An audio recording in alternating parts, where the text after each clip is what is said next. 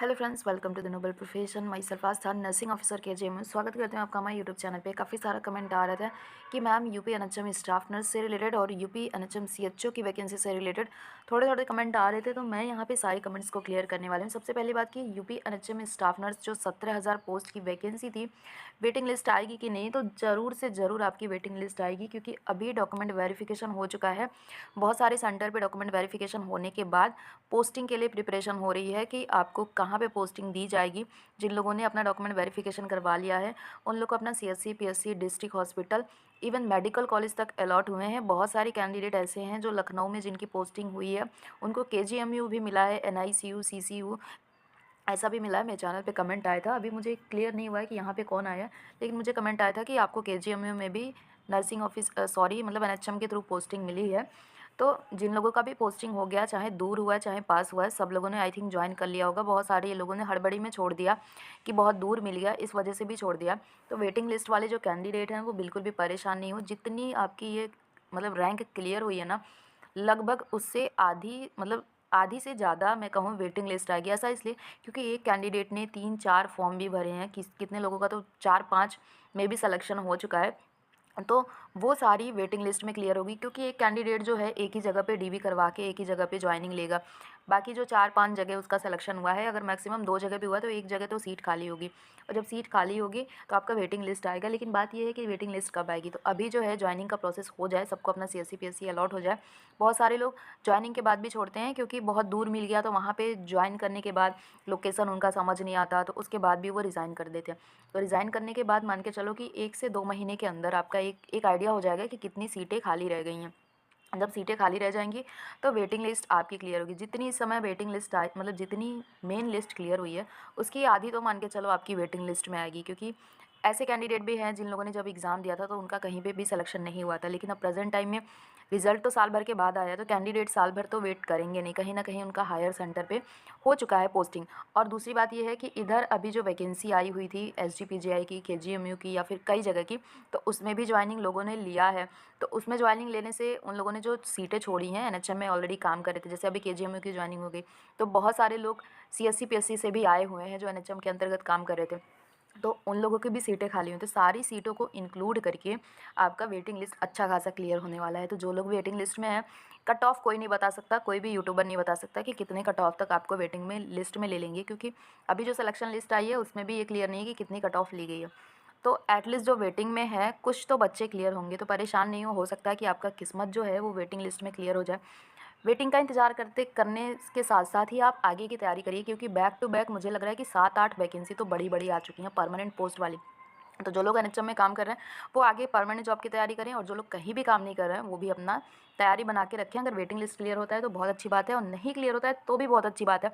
Waiting list नहीं clear होगा तो आप आगे चल के और अच्छी तैयारी करेंगे, हो सकता है कि उससे अच्छी आपको जॉब मिल जाए एनएचएम से अच्छी। एनएचएम तो एक प्लेटफॉर्म है, मिल गई तो अच्छा, और नहीं मिली तो भी अच्छा आगे की तैयारी के लिए।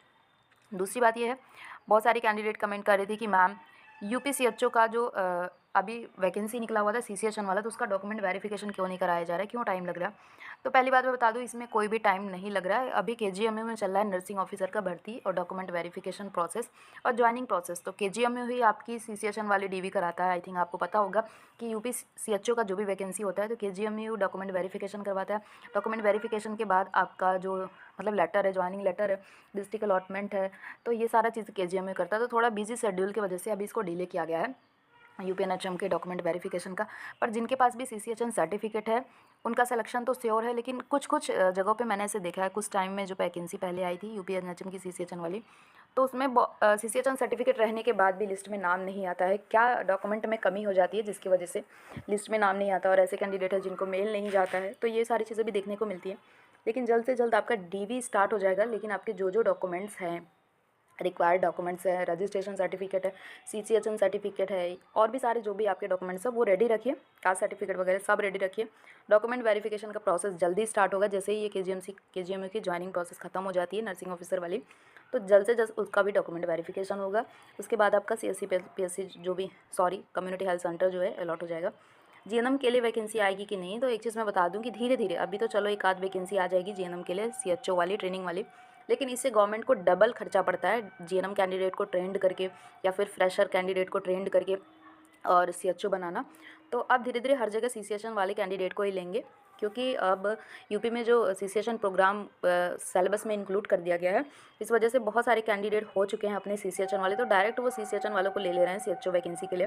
ट्रेनिंग का जो पैसा है वो बच जा रहा है। तो सीएचओ की वैकेंसी थोड़ा मुश्किल है आना, हाँ, लेकिन एक आध बार वैकेंसी अभी भी आ सकती है जीएनएम या फिर जिन लोगों ने सीसीएचएन वाला बीएससी नर्सिंग नहीं करके रखा है, तो उनके लिए अभी वैकेंसी आ सकती है। लेकिन अभी फ़िलहाल में प्रेजेंट टाइम में अभी अपडेट नहीं है जीएनएम के लिए सीएचओ की वैकेंसी के लिए, या फिर ऐसे कैंडिडेट जिनके पास सीएचओ की सर्टिफिकेट नहीं है, सीसीएचएन सर्टिफिकेट नहीं है, तो उनके लिए अभी वैकेंसी की अपडेट नहीं है यूपीएनएचएम से। यूपीएनएचएम अभी स्टाफ नर्स वाला या फिर फार्मेसी लैब टेक्नीशियन के ज्वाइनिंग में थोड़ा प्रोसेस में है, तो अभी इसका कोई भी अपडेट नहीं। जैसे ही थोड़ी भी अपडेट रहेगी तो मैं अपने चैनल पे आपको इन्फॉर्म करूँगी। जिनको दूर पोस्टिंग मिल गई है तो परेशान नहीं हो, बिल्कुल परेशान नहीं हो, आप म्यूचुअल वाले ग्रुप से जुड़िए। मेरे चैनल के लिंक में भी आप अगर किसी भी ग्रुप से जुड़े हुए हैं जिसमें म्यूचुअल ट्रांसफ़र का ऑप्शन है, मतलब ग्रुप बना हुआ है, तो आप मेरे कमेंट सेक्शन में वो डाल दीजिए, मैं उसको टैग कर दूँगी, जिससे ज़्यादा से ज़्यादा लोग जुड़ जाएँ। जिनका भी दूर पोस्टिंग मिला है तो वो अपना म्यूचुअल पार्टनर ढूँढ लें। एनएचएम में सिर्फ़ और सिर्फ म्यूचुअल से ही आपका ट्रांसफ़र हो पाएगा, डायरेक्ट ट्रांसफ़र कभी पॉसिबल नहीं है। तो म्यूचुअल कैंडिडेट अपना ढूँढ लीजिए, 1 आध साल तो आपको लगेंगे म्यूचुअल ढूँढने में, और जब मिल जाएगा तो फिर आप वहाँ से अपनी पोस्टिंग हटा के अपने डिस्ट्रिक्ट में या फिर अपने होम टाउन में आ सकते हैं। तो ऐसा कर सकते हैं। यूपीएनएचएम में वैकेंसी अब कब आएगी, तो अभी तो साल भर के बाद आपका यूपीएनएचएम का ही वैकेंसी नहीं फिल हुआ है, तो अभी आगे की वैकेंसी की मैं क्या उम्मीद बताऊँ। हाँ, लेकिन वैकेंसी की तैयारी करते रहिए, बैक टू बैक जो वैकेंसी आ रही है, जैसे जीएनएम की वैकेंसी आ रही है, तो वो सिर्फ एनएचएम वाली ही होगी या फिर यूपीपीएससी या फिर यूपीएससी की वैकेंसी होगी। बाकी जो है एक्सपीरियंस मांगता है। अगर आपने जीएनएम कर रखा है तो आप एक्सपीरियंस ले लीजिए, या साथ में आप पोस्ट बीएससी कर लीजिए, पॉसिबल है तो पोस्ट बीएससी कर लीजिए। और आगे जो भी वैकेंसीज़ आ रही हैं जिसमें 50 बेडेड हॉस्पिटल का 2 साल का एक्सपीरियंस मांगा गया, अगर आपके पास एक्सपीरियंस है तो आगे की तैयारी करिए, तैयारी ज़ोर शोर से करिए, क्योंकि इस बार जो वैकेंसी आ रही है, चुनाव आने वाले हैं तो वैकेंसी बहुत ज़्यादा आई हैं, और इसके बाद आप उम्मीद मत करो कि बहुत जल्दी जल्दी वैकेंसी आएगी। तो जैसे जैसे आपको इतनी सारी वैकेंसी मिल गई है तो आप अपनी तैयारी को बढ़ा दीजिए। कंपेयरिंग टू प्राइवेट हॉस्पिटल में अपना टाइम गंवाने से बेटर है कि आप अपनी तैयारी में लगाइए और अच्छी जगह सिलेक्शन पा जाइए। इसके अलावा भी अगर कोई डाउट है तो कमेंट सेक्शन में बताइए। मिलते हैं नेक्स्ट वीडियो में। Love you all, bye.